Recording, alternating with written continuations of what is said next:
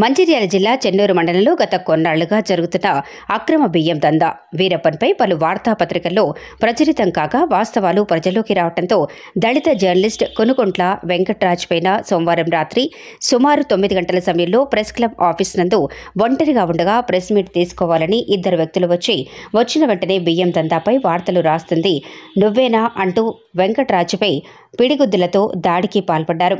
తీవ్ర రక్తస్రావం కాగా వారి నుంచి తప్పించుకుని దగ్గరలో ఉన్న పోలీస్ స్టేషన్కి పరుగులు తీశాడు. అక్కడి నుంచి అతన్ని చెన్నూరు గవర్నమెంట్ హాస్పిటల్ తీసుకుని వెళ్లి చికిత్స అందిస్తున్నారు. దాడికి పాల్పడ్డ వారిపై కేసు నమోదు చేసి వెంటనే వారిపై చట్టపరమైన చర్యలు తీసుకోవాలని చెన్నూరు ప్రెస్ క్లబ్ తరఫున డిమాండ్ చేశారు. 9 గంటల ప్రాంతంలో నేను చెన్నూరు మా ప్రెస్ క్లబ్లో ఒంటరిగా కూర్చున్న సమయంలో ఇద్దరు గుర్తు తెలియని వ్యక్తులు వచ్చి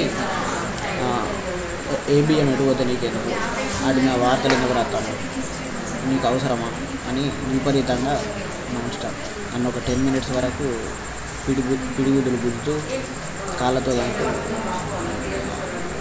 చాలా హత్యా ప్రయత్నం చేసింది.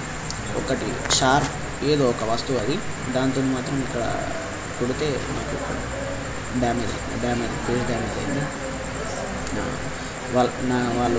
వాళ్ళ మాటల్ని బట్టి చూస్తే గత కొద్ది రోజుల నుంచి వెళ్ళి నేను రేషన్ బియ్యం దందా చేసే ఓ వ్యక్తి మహారాష్ట్రకు చెందిన వీరం అండ్ మూలరాజిరెడ్డి ఎమ్మెల్యే వివేక్ వెంకటస్వామి గారి మీద వార్తలు రాస్తున్నా. దానికి సంబంధించి వాళ్ళ ఇద్దరి మధ్య జరిగిన సంఘటన గురించి వాళ్ళు వచ్చింది కూడా దాని గురించి, నన్ను అడిగింది కూడా దాని గురించి.